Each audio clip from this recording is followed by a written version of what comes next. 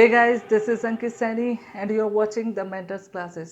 तो आज की इस वीडियो में हम लोग बात करेंगे माइनर्स एंड कोफैक्टर्स के बारे में। जानेंगे माइनर्स और कोफैक्टर्स होते क्या हैं और किस तरीके से इन्हें हम लोग कैलकुलेट करते हैं। तो इससे पहले की वीडियोस में हम लोग बात कर चुके हैं डिटरमिनेंट्स के बारे में। हम लोगों ने देखा था कि डिटरमिनेंट्स क्या होते हैं, डिटरमिनेंट्स की प्रॉपर्टीज क्या होती हैं, और प्रॉपर्टीज के बेस्ड कुछ क्वेश्चंस हम लोगों ने किए थे एनसीईआरटी से। उसके बाद हम लोगों ने देखा था कि अगर हम डिटरमिनेंट्स का यूज करें तो उसकी हेल्प से एरिया ऑफ ट्रायंगल किस तरीके से कैलकुलेट करते हैं, या फिर किसी भी लाइन की इक्वेशन किस तरीके से हम लोग फाइंड आउट कर सकते हैं यूजिंग डिटरमिनेंट्स। तो जिन लोगों ने वो वीडियोस नहीं देखी हैं तो वो हमारी प्लेलिस्ट में जाकर उन वीडियोस को देख सकते हैं। तो चलिए शुरू करते हैं। तो माइनर और कोफैक्टर समझने के लिए हम लोग एक एग्जाम्पल से स्टार्ट करते हैं। डेफिनेशंस बाद में लिखेंगे, एग्जाम्पल से हमें आइडिया हो जाएगा कि बेसिकली इसका मतलब क्या होता है। ठीक है, तो क्या है देखो, सपोज करो हमारे पास कोई भी एक डिटरमिनेंट है 1 2 3 4 5 6 7 8 9, ये कोई भी एक हमारे पास डिटरमिनेंट है। ठीक है, अब इसके कुछ एलिमेंट्स के लिए मैं माइनर्स फाइंड आउट करना चाहता हूं। तो बेसिकली माइनर्स फाइंड आउट करने के लिए हम लोग करेंगे क्या, देखो, जैसे अगर मुझे इस पहले वाले 1, ये जो 1 है, इसका मुझे क्या चाहिए, माइनर चाहिए। तो माइनर को लिखने की बात किस तरीके से कर सकते हैं, देखें तो माइनर फाइंड आउट करने के लिए हम लोग क्या करते हैं, जिस भी एलिमेंट का हम माइनर फाइंड आउट करना चाहते हैं वो एलिमेंट जिस रो और जिस कॉलम के अंदर आता है उसे हम लोग कर देते हैं डिलीट। ठीक है, जैसे इस 1 की बात हम लोगों ने की, तो 1 पहली रो के अंदर आता है तो पहली रो, और 1 पहले कॉलम के अंदर आता है तो पहला कॉलम। तो पहली रो और पहले कॉलम को हम लोग कर देंगे डिलीट। जो बचा बाकी क्या होगा, देखो बाकी बचेगा ये, एक बचेगा 5, एक बचेगा 6, एक बचेगा 8 और एक बचेगा 9। तो ये जो डिटरमिनेंट बचा यही क्या है, 1 का माइनर। अब माइनर का नोटेशन देने के लिए देखो हम किस तरीके से लिखते हैं। अगर मैं इस 1 की बात करूं तो ये 1 जो है पोजीशन पर है A11, तो मैं इसे लिख सकता हूं 1 इज इक्वल्स टू A11। तो जो इसका माइनर है उसे हम डिनोट करेंगे M11 से।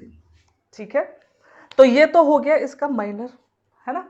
इसी तरीके से अगर मैं ये जो एलिमेंट है 5, इस एलिमेंट 5 का क्या करना चाहता हूं, माइनर फाइंड आउट करना चाहता हूं, तो सिंपली मुझे क्या करना पड़ेगा कि 5 जिस रो और जिस कॉलम के अंदर लाई करता है दोनों को करना पड़ेगा डिलीट। ठीक है, तो इसे डिलीट करने के बाद देखो बचेगा क्या, अब सेकंड रो सेकंड कॉलम में लाई करता है, दोनों को डिलीट कर दिया तो 2 एलिमेंट तो ये बचेंगे, एक 1 और एक 7। ठीक है, और एक बचेगा 3 और एक बचेगा 9। ठीक, और अगर इसके नोटेशन की बात करें कि इसे किस नाम किस सिंबल से हम लोग डिनोट करेंगे, तो क्या सिंबल होगा, देखो ये जो एलिमेंट है ना 5, तो 5 की पोजीशन देखे क्या है, देखो सेकंड रो सेकंड कॉलम, तो इसका जो माइनर होगा उसे हम लोग डिनोट करेंगे M22। ठीक है, तो अच्छा अगर मैं कहीं इस तरीके से पूछने लग जाऊं कि भाई माइनर फाइंड आउट करो 3 2, ठीक है, तो M32 किस तरीके से फाइंड आउट करेंगे, तो थर्ड रो सेकंड कॉलम। ठीक है, तो देखो थर्ड रो ये रही, थर्ड रो, ठीक है, सेकंड कॉलम ये रहा, तो इन दोनों को अगर मैं डिलीट कर दूं, ठीक है, थोड़ा सा साफ कर लेते हैं, तो 3 2 की बात कर रहे हैं तो इसका मतलब थर्ड रो और सेकंड कॉलम को मुझे क्या करना पड़ेगा, डिलीट। तो डिलीट कर देते हैं भाई, देखो थर्ड रो सेकंड कॉलम। ठीक है, तो इसे डिलीट करने के बाद जो बचा वही क्या होगा, ये वाला डिटरमिनेंट, देखो 1 4 3 6 1 4 3 6, तो यही क्या है, माइनर M32। इसी तरीके से अगर मैं फाइंड करने लगूं भाई मुझे माइनर 1 3 चाहिए, तो माइनर 1 3 का मतलब क्या है, देखो first row and third column, इन दोनों को डिलीट करने के बाद जो कुछ भी बचा वो क्या बचेगा, माइनर। ठीक है, तो इन दोनों को डिलीट कर दिया, देखो फर्स्ट रो थर्ड कॉलम, तो बचा क्या, ये 4 एलिमेंट बचे 4 5 7 8, फर्स्ट रो थर्ड कॉलम, इन्हें डिलीट करने के बाद यही 4 एलिमेंट बचेंगे, इनको हमने लिख दिया 4 5 7 8। ठीक है, तो मेरे ख्याल से अब तो आइडिया हो गया होगा कि माइनर क्या होता है। ठीक है, तो अब हम लिख लेते हैं बेसिक डेफिनेशन कि माइनर की डेफिनेशन क्या होती है। तो अभी हमने देखा कि एलिमेंट का अगर मुझे माइनर फाइंड आउट करना है तो जिस रो और कॉलम में वो लाई करता है तो उसे हमें करना पड़ेगा डिलीट। ठीक है, तो यही हम डेफिनेशन में लिखेंगे, किस तरीके से देखें क्या है माइनर की, हम लोग डेफिनेशन लिख रहे हैं माइनर। ठीक है, तो क्या करते हैं, consider D is equals to determinant Aij of order n cross n। ठीक है, then minor of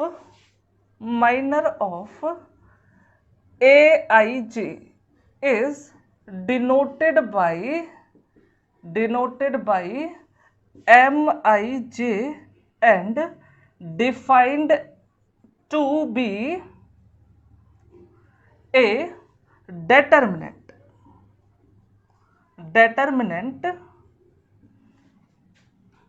when we delete the ith row and jth column from the initial determinant। ठीक है, तो क्या मतलब हुआ, देखो देखो अगर कोई एलिमेंट है Aij, ठीक है, तो सिंपल सी बात है ये ith रो में होगा और jth कॉलम में होगा, तो हमें क्या करना पड़ेगा, i नंबर की जो रो है और j नंबर का जो कॉलम है दोनों को करना पड़ेगा डिलीट करने के बाद जो भी डेटर्मिनेंट बचा उसे हम क्या बोलेंगे, माइनर, और उसे हम डिनोट किससे करते हैं, Mij से। ठीक है, एग्जाम्पल की बात करें तो एग्जाम्पल के लिए देखो, अगर मैं एग्जाम्पल लिखूं कि भाई एक डेटर्मिनेंट है 1 2 3 4 5 6 7 8 9। ठीक है, इसमें मुझे चाहिए 7 का माइनर, तो 7 हैज माइनर, तो 7 का माइनर क्या होगा वो मुझे देखना है। देखो क्या होगा, 7 का माइनर हम लोग क्या लिखेंगे, देखो m, देखो ये है थर्ड रो फर्स्ट कॉलम, तो थर्ड रो फर्स्ट कॉलम, तो थर्ड रो फर्स्ट कॉलम को डिलीट कर देंगे, बचेगा 2 5 3 6। फर्दर सिंप्लीफाई करोगे तो 12 माइनस 15 मतलब -3। तो माइनर का आइडिया तो हो गया हमें किस तरीके से कैलकुलेट करते हैं। ठीक है, इसके बाद आता है कोफैक्टर। तो कोफैक्टर किस तरीके से डिफाइन करते हैं, लिख देते हैं कोफैक्टर। ठीक है, तो कोफैक्टर किस तरीके से डिफाइन करते हैं, है ना, तो डेफिनेशन लिख लेते हैं। देखो कंसीडर ए डेटर्मिनेंट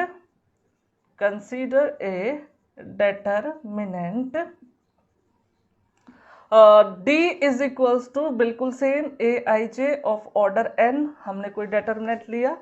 अब इसके एलिमेंट्स के कोफैक्टर्स में डिफाइन करना चाहता हूं तो किस तरीके से करूंगा, देखो then cofactor of Aij is defined to be Aij।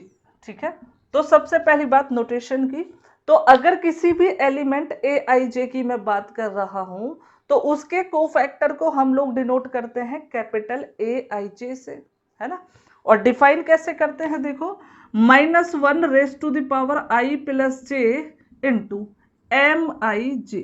ठीक है, और Mij का मतलब क्या है, माइनर। ठीक है, Mij का क्या हो गया, मतलब माइनर।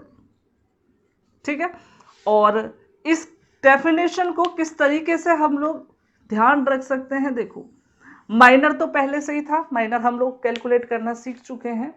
अगर माइनर में हम लोगों को मल्टीप्लाई करनी है तो किसकी करेंगे, -1 raise to the power i plus j मतलब क्या, जो भी इंडेक्सेस यहाँ पर हैं i और j, उन दोनों का सम करके हमें क्या कर देना है, -1 की पावर।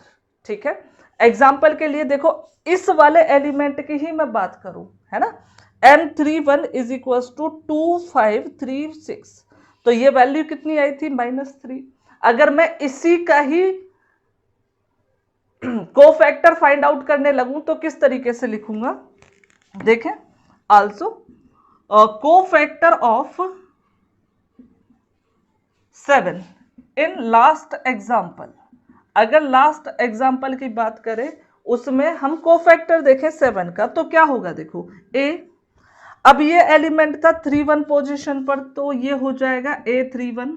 अब देखो -1 की पावर, यहां 3 और 1 है इंडेक्स में, तो ये दोनों ऐड हो जाएंगे और साथ में आ जाएगा इस एलिमेंट का माइनर, मतलब M31। अब ये तो हो गया -1⁴ इंटू इसकी वैल्यू हम लोगों के पास क्या थी? -3, तो इसको लिख देंगे -3। तो एक्चुअल में वैल्यू आई -3, तो A31 क्या हो गया? -3। तो इस तरीके से हम लोग क्या कर सकते हैं? किसी भी एलिमेंट का कोफैक्टर कैलकुलेट कर सकते हैं। ठीक है, अब इसमें नोट करने वाली बात क्या थी? देखो कि अगर कोई भी डिटरमिनेंट हमारे पास n ऑर्डर का है तो इसके टोटल कितने माइनर्स होंगे, है ना, और कितने कोफैक्टर्स होंगे? तो देखो अभी हम लोगों ने जब बात स्टार्ट की थी तो कोफैक्टर को हम लोगों ने डिफाइन किया था for an element of A determinant. इसका मतलब क्या हुआ कि डिटरमिनेंट के हर एक एलिमेंट का अपना माइनर और कोफैक्टर होगा। इसका मतलब किसी भी डिटरमिनेंट में जितने एलिमेंट हैं उतने ही उसके माइनर होंगे और उतने ही उसके क्या होंगे? कोफैक्टर होंगे। ठीक है, तो इसका मतलब अगर किसी एलिमेंट की हम बात करें तो डिटरमिनेंट में अगर n एलिमेंट हैं तो उस डिटरमिनेंट के टोटल n माइनर्स होंगे और n ही क्या होंगे? कोफैक्टर्स। मतलब जितने एलिमेंट उतने ही माइनर्स एंड कोफैक्टर्स। ठीक है, दूसरी चीज हम लोगों ने जब डिफाइन किया था माइनर, तो डेफिनेशन में हम लोगों ने क्या लिखा था कि जिस एलिमेंट के माइनर और कोफैक्टर की हम लोग बात कर रहे हैं तो उस एलिमेंट की रो और कॉलम को हम लोग डिलीट कर देते हैं। इसका मतलब क्या हुआ? देखो अगर n ऑर्डर का कोई भी डिटरमिनेंट है और उसके किसी भी एलिमेंट के माइनर और कोफैक्टर की हम लोग बात करते हैं तो उसके लिए हमें एक रो और एक कॉलम को डिलीट करना पड़ेगा। इसका मतलब जो माइनर होगा उसका ऑर्डर क्या हो जाएगा? n-1, है ना। देखो अगर n रो है, एक रो और एक कॉलम को हमने डिलीट कर दिया, एक रो एक कॉलम को हमने डिलीट कर दिया, तो अभी n-1 रो बची, n-1 कॉलम बची। इसका मतलब जो डिटरमिनेंट बचा उसका ऑर्डर कितना हुआ? n-1। ठीक है, तो ये सारी चीजें हम लोग स्टेट कर लेते हैं, लिख लेते हैं। क्या क्या बोला मैंने, देख लेते हैं।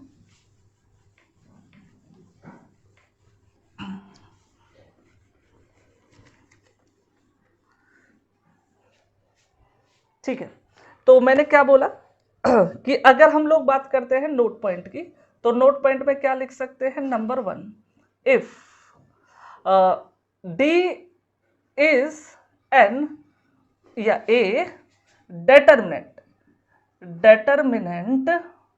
of order n, then its minors, इसके जो माइनर्स होंगे will have n-1 order.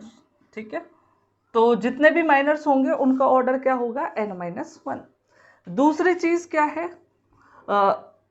A determinant has as many minors and cofactors as its element। ठीक है, कि इसका मतलब हुआ कि किसी भी डिटरमिनेंट के अंदर उतने माइनर होते हैं और उतने कोफैक्टर होते हैं जितने कि उसके अंदर क्या है? एलिमेंट। ठीक है, अब देखो ये कोफैक्टर्स जो हैं उनका यूज करके हम लोग क्या कर सकते हैं? किसी भी डिटरमिनेंट को एक्सपेंड कर सकते हैं, उसकी वैल्यू फाइंड आउट कर सकते हैं। किस तरीके से करते हैं वो और देख लेते हैं। देखो लिखते हैं expansion of expansion of A determinant, ठीक है, यूजिंग कोफैक्टर्स। तो कोफैक्टर्स का यूज करके क्या करते हैं, डेटर्मिनेंट का एक्सपेंशन करते हैं। वो किस तरीके से करते हैं वो देखते हैं, ठीक है। तो देखो क्या है, तो जो वैल्यू है डेटर्मिनेंट की उसको हम लोग क्या लिखते हैं, देखो sum of product of elements of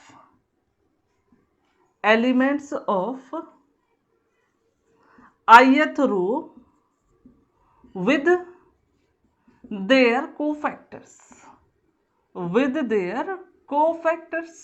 मतलब क्या हुआ कि अगर हमें किसी भी डेटर्मिनेंट को एक्सपेंड करना है तो क्या करेंगे, उसकी किसी भी रो के अलोंग हम लोग एक्सपेंड कर सकते हैं, ये हम लोग पहले से ही जानते हैं। तो जिस रो के अलोंग हम लोग क्या करते हैं, एक्सपेंड करते हैं, उस रो के एलिमेंट्स का उसके करस्पॉन्डिंग कोफैक्टर के साथ प्रोडक्ट का सम जो होगा वही क्या होगा, इसका एक्सपेंशन। किस तरीके से, देखो अगर मैं बात करता हूं इस वाले डिटर्मिनेंट की एग्जांपल के लिए कि भाई ये वाला डिटर्मिनेंट है a11 a12 a13 a21 a22 a23 a31 a32 और a33। अब मैं इसे क्या करना चाहता हूं, एक्सपेंड करना चाहता हूं अलोंग R2, ठीक है, R2 के अलोंग मैं इसे एक्सपेंड करना चाहता हूं। तो किस तरीके से करूंगा, देखो तो इसकी जो वैल्यू होगी वो क्या होगी, देखो R2 के एलिमेंट्स को आइडेंटिफाई कर लेते हैं। तो R2 के एलिमेंट्स हैं ये, आइडेंटिफाई कर लिया। तो हमने क्या बोला, देखो एलिमेंट है तो A21, उसके करस्पॉन्डिंग जो कोफैक्टर है, तो इसके करस्पॉन्डिंग जो कोफैक्टर है वो क्या है, A21 सम, ठीक है। दूसरा एलिमेंट क्या है, A22, इसके करस्पॉन्डिंग जो कोफैक्टर है वो क्या है, कैपिटल A22। तो यहां हो जाएगा कैपिटल A22 प्लस, ठीक है। थर्ड एलिमेंट जो है वो क्या है, A23 और उसके करस्पॉन्डिंग जो कोफैक्टर है वो क्या है, कैपिटल A23, ठीक है। तो अगर हम ये वैल्यू को कैलकुलेट करते हैं तो ये एक्चुअल में होगा क्या, इस वाले डेटर्मिनेंट का एक्सपेंशन, ठीक है। जरूरी नहीं है कि हम इसे इसी रो के अलोंग करें, किसी भी रो के साथ या किसी भी कॉलम के साथ हम एक्सपेंशन कर सकते हैं, बट बिल्कुल सेम वे में, ठीक है। फॉर एग्जाम्पल अगर मैं करूं अलोंग C3 किस तरीके से करूंगा, देखो तो A की वैल्यू होगी क्या, देखो C3 ये रखा, इसका पहला एलिमेंट C3 ये है ना, C3 का पहला एलिमेंट है A13, तो A13 इसका प्रोडक्ट इसके करस्पॉन्डिंग कोफैक्टर के साथ, तो कोफैक्टर हो जाएगा A31। फिर है A23, उसका कोफैक्टर हो जाएगा A23। फिर है A33 और उसका कोफैक्टर हो जाएगा कैपिटल A33। तो इस तरीके से हम लोग क्या कर सकते हैं, डेटर्मिनेंट की वैल्यू को भी कैलकुलेट कर सकते हैं यूजिंग कोफैक्टर्स, ठीक है। तो नेक्स्ट वीडियो में हम लोग बात करने वाले हैं इससे रिलेटेड एक्सरसाइज की। तब तक के लिए धन्यवाद।